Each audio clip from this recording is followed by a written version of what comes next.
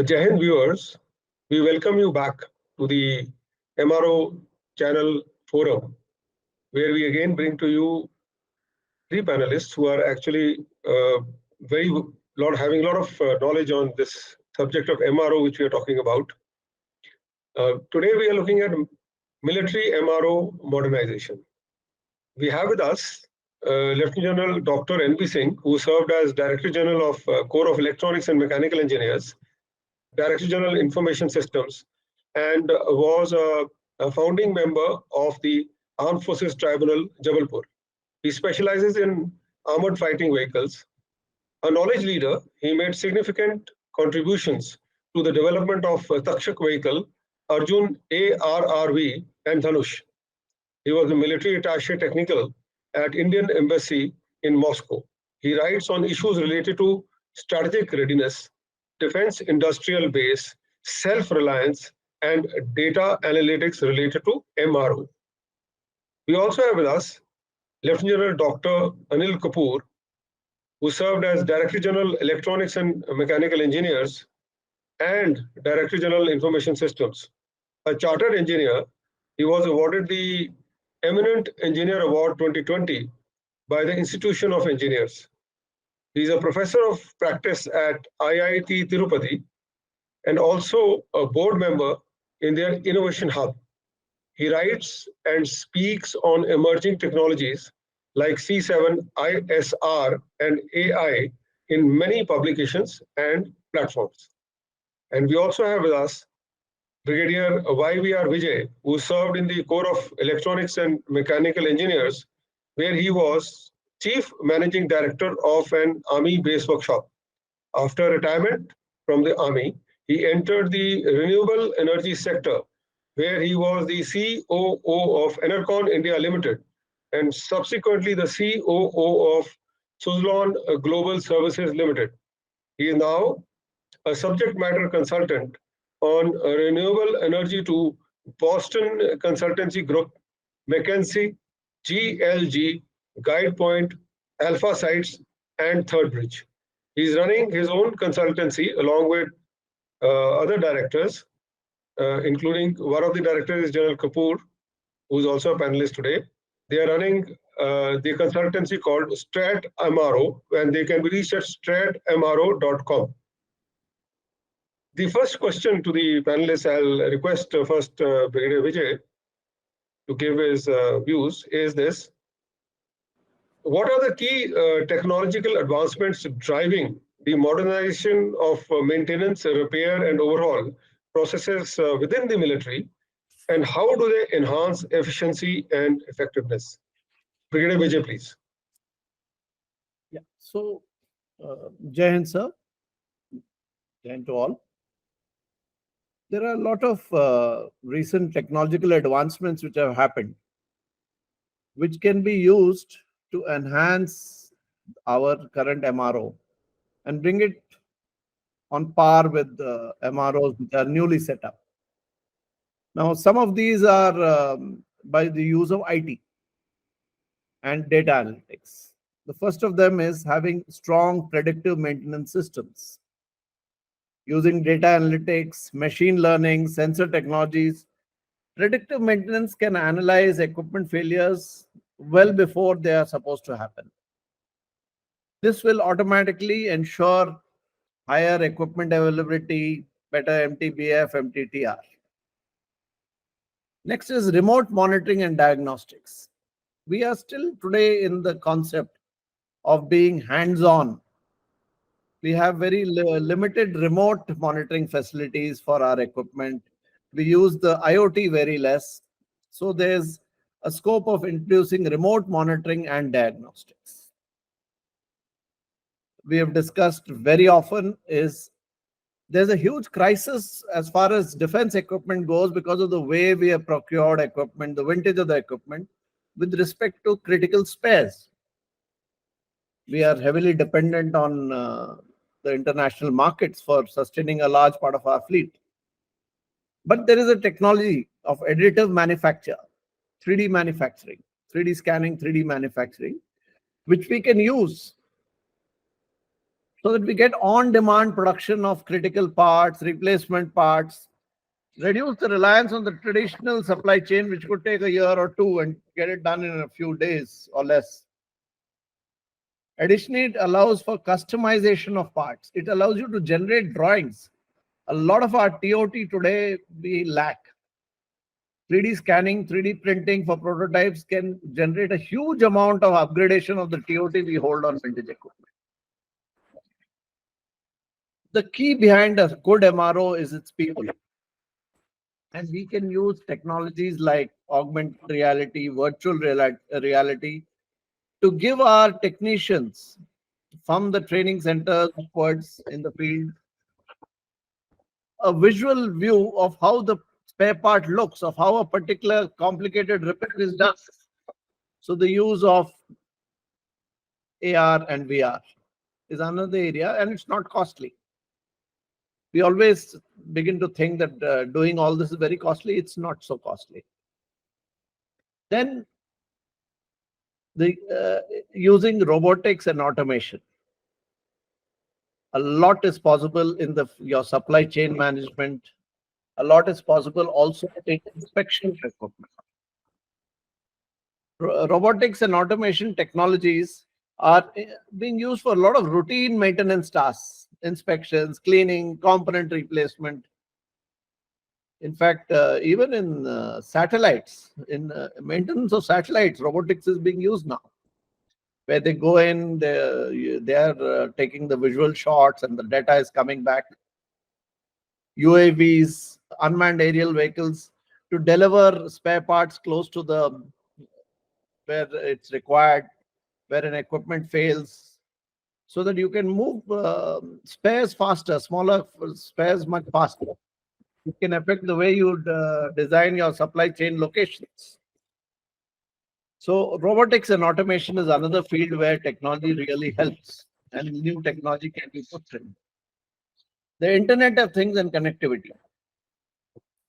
Now, typically when we look at classical systems outside, there are a lot of sensors implemented in the equipment. They're continuously in touch with the expert systems in the rear through the internet.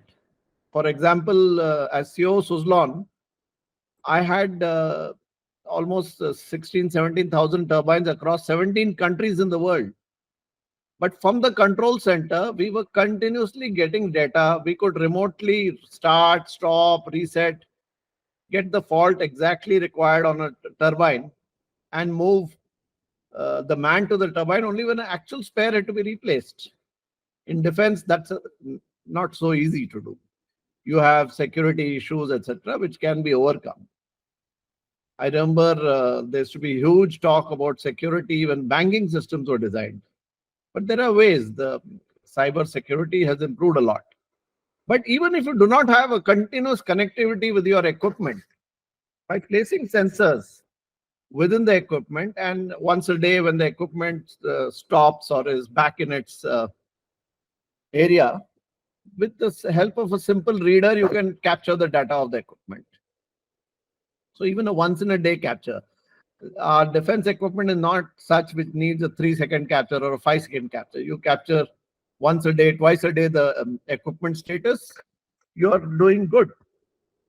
And today we are in a state, if we look actually on ground, we really don't know if we want to move, let us say, suddenly mobilize an armored formation.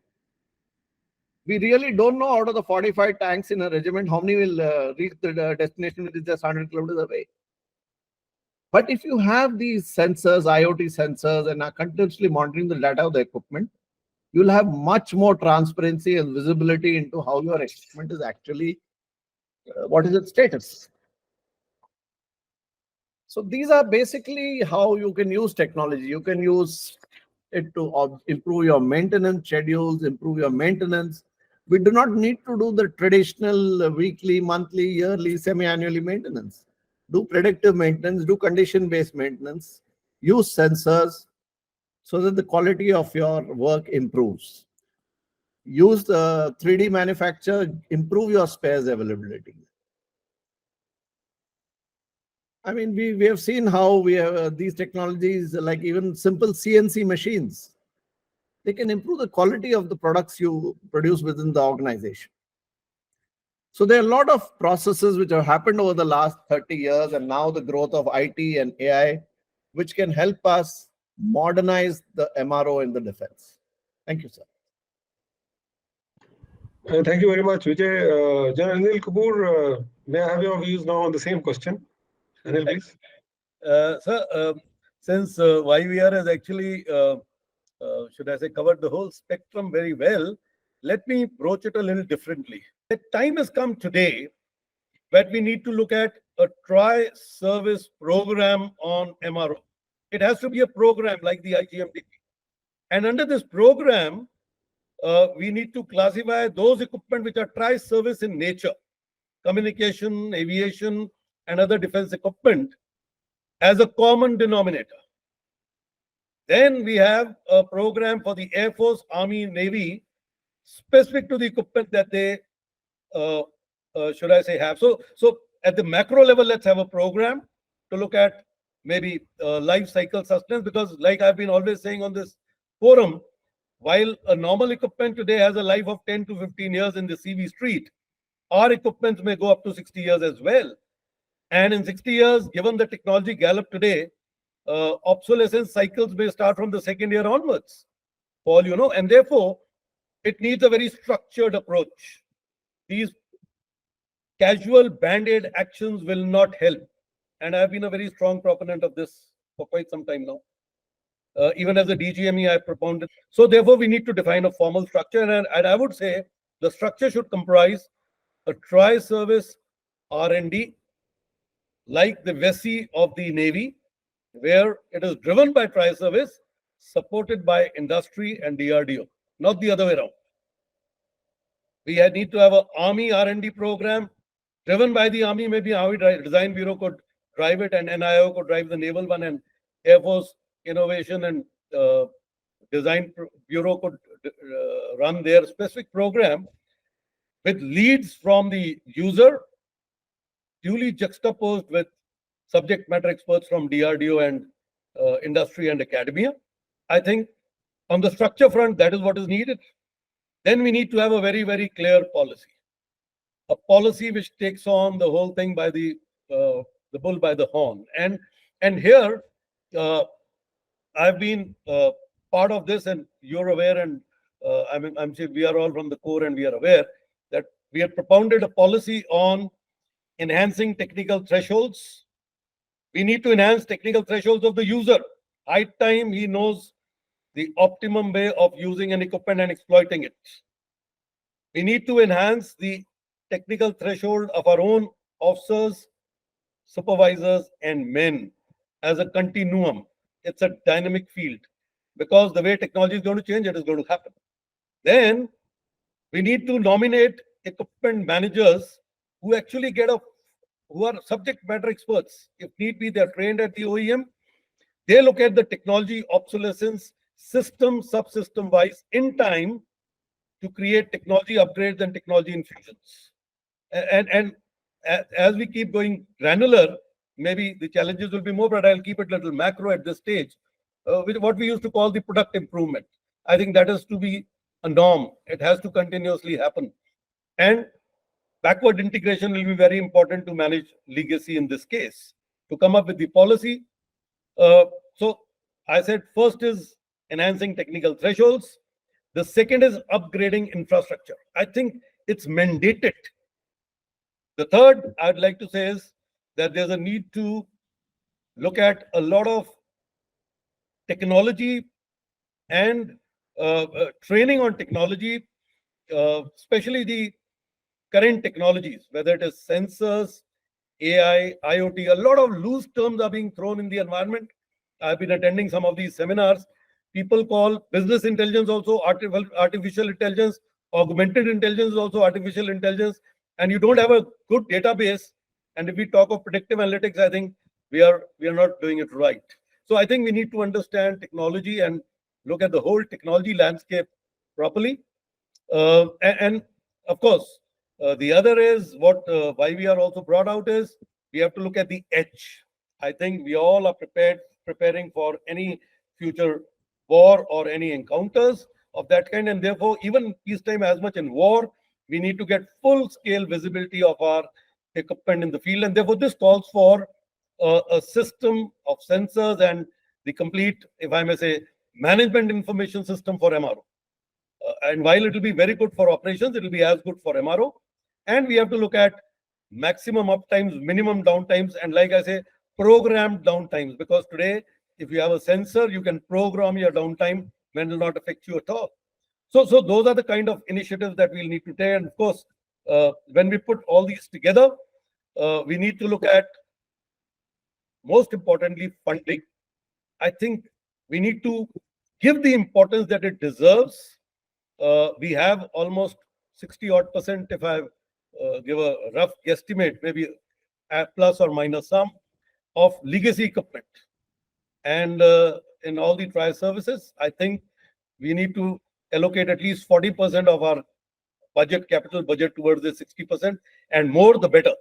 With a very, very well thought through program, how do we take this to the next level? How do we manage the legacy? So I think it's been the need of the hour from the time we've entered our service.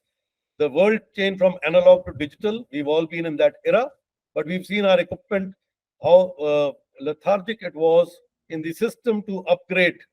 I think now with the technology gallop, we need to have quick decision making. We have to have a very well organized structure, a well organized policy, well organized funding to make it happen on a fast pace, because no longer can we afford the timelines that we've been used to. We have to be very fast at it. Then and only then, whatever we are saying will become a reality.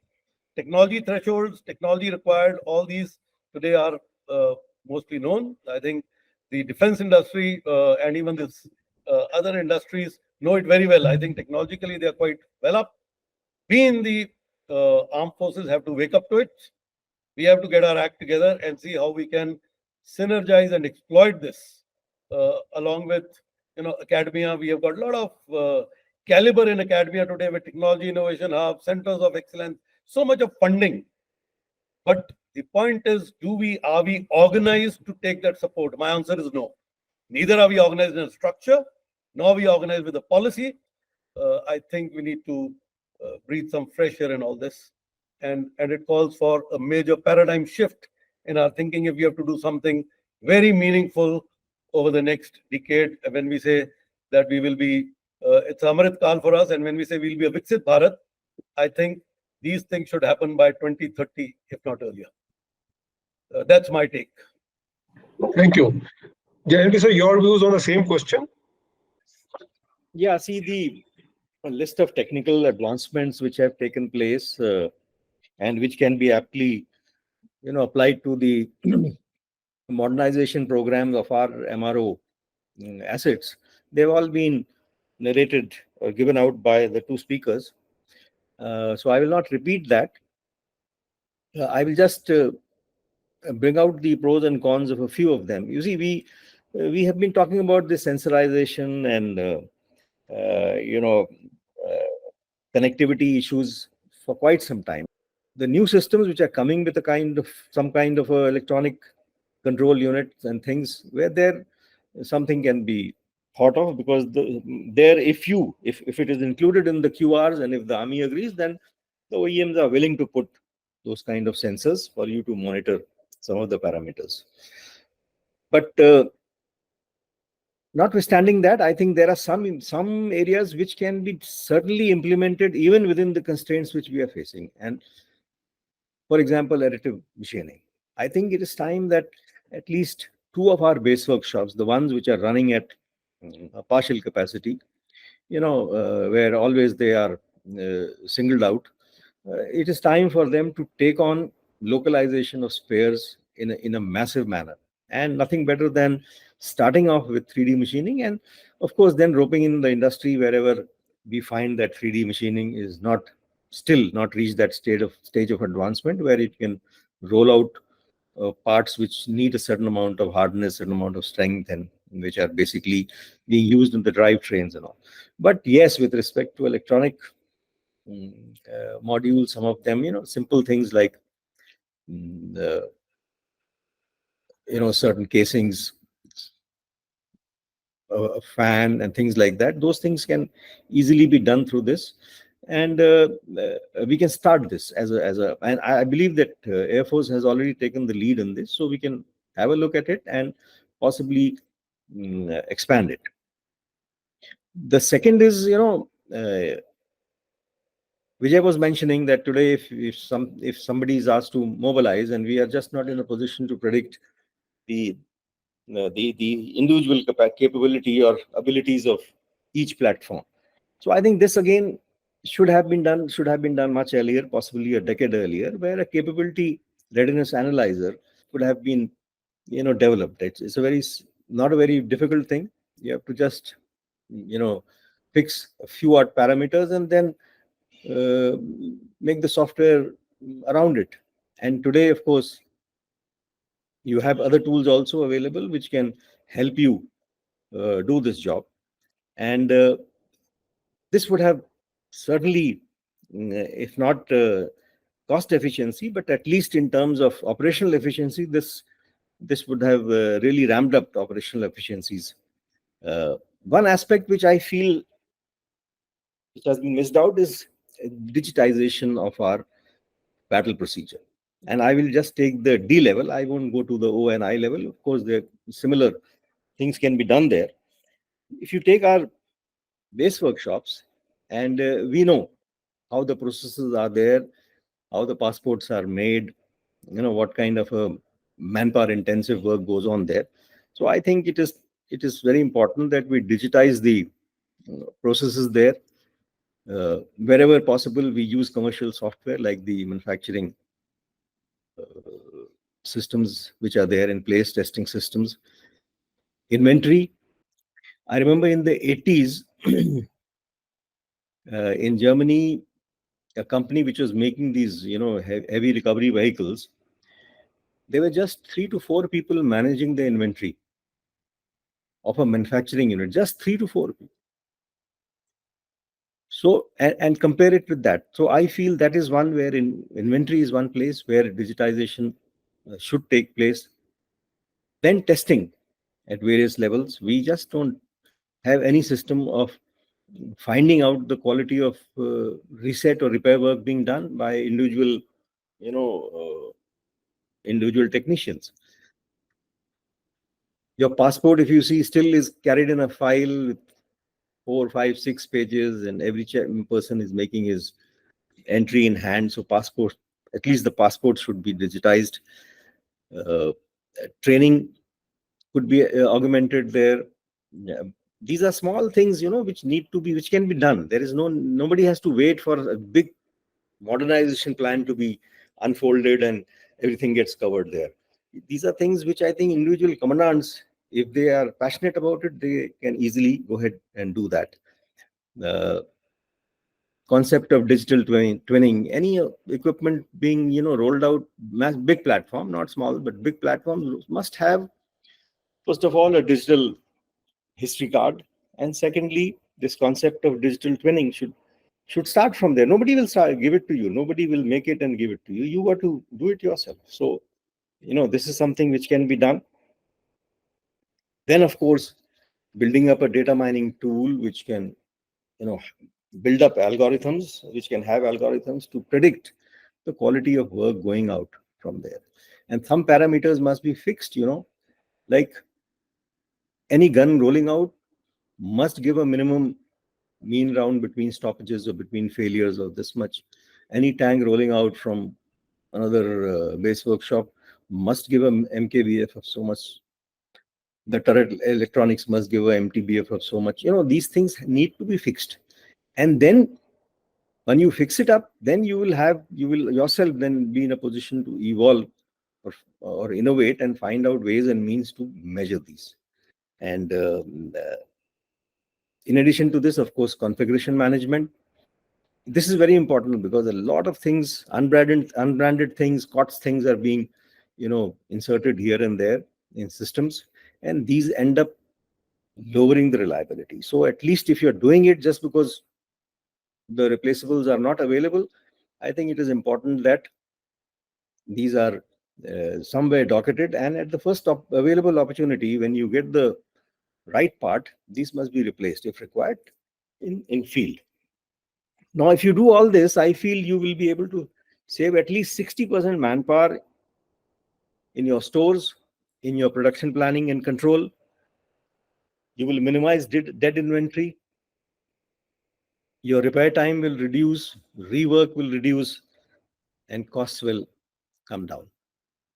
Because the time spent by the platform in your premises will reduce. And if you do all this, what are you doing? You're achieving more with less. So obviously, your cost efficiencies, your operational efficiencies go up. So I think this is one of the ways by which modern technologies can be, straight away. I think if somebody wants, the commandant can start off from tomorrow only if he's keen. And as mentioned earlier, the industry has enough capabilities to help you out in this. Possibly, you have to just approach and explain your processes to them. Most processes are similar to any industrial unit, so they will just straight away, cut and pasted here. Others which require a little bit of deliberations, you can sit across the table, explain your point of view, and they will be there with a suitable tool available for you to go ahead. So that's my answer to this first question of yours. Thank you very much, sir. So that brings me to the second question today, and that is how do modernization efforts in military MRO balance the need for cutting-edge technology with the challenge of interoperability and legacy systems? Brigadier Vijay, may I request you first to answer that? So